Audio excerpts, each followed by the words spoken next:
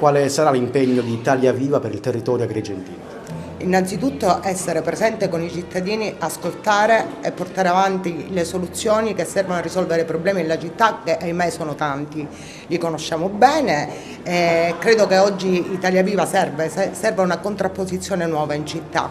Vediamo che da molto tempo questa città, che ha un potenziale immenso, è rimasta l'ultima in classifica per quanto riguarda molte cose. Quindi vogliamo essere una forza nuova, propulsiva, per dare anche nuove idee e metterci in campo con tutta la nostra forza e il nostro entusiasmo, perché è sempre facile stare là a lamentarsi, ma serve anche mettersi in gioco e accoglierle le persone, ascoltarle. Questa è una cosa che vedo che manca molto, le persone si sono allontanate dalla politica.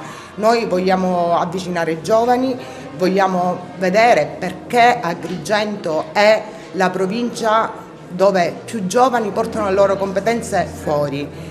Questa è una cosa grave, perché noi abbiamo bisogno dei nostri giovani, delle competenze che hanno acquisito anche fuori, c'è bisogno che le portano da noi. Ci sono anche tanti giovani medici che si laureano ma trovano posto di lavoro negli ospedali fuori. Perché non avere questa forza all'interno della nostra provincia? Ci serve tantissimo, ci servono le infrastrutture. Io in questi giorni sono andata alla Leopolda e ho visto la differenza tra i servizi che ci sono in una città come Firenze e quelli che mancano in me ad Agrigento, una città che si definisce a vocazione turistica ma non ha le infrastrutture adeguate, non ha la viabilità adeguata, non ha i servizi adeguati, mancano i treni veloci.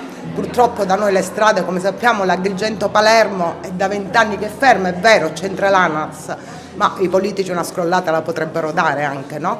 E quindi siamo qua per essere propositivi, per fare anche opposizione laddove serve e accompagnare anche le amministrazioni dove fanno bene. Tra un anno e mezzo si vota ad Agrigento per il nuovo sindaco e rinnovare anche il consiglio comunale.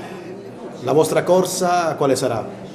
Noi ci saremo indubbiamente, ad Agrigento partiamo pressappoco oggi, perché oggi sono stata eletta coordinatore cittadino e quindi creeremo un gruppo di lavoro che si occuperà sicuramente di tante tematiche. Un'altra tematica che a me sta molto a cuore è quella della sanità. È vero che la sanità va male un po' in tutta Italia per ora, ci sono stati sempre tagli continui alla sanità. Io credo che proprio dopo la pandemia bisognava investire di più, perché la pandemia ha arrestato molte cose, ha arrestato la prevenzione e quindi ci sono attese troppo lunghe e penso che noi non meritiamo di avere un pronto soccorso di serie B.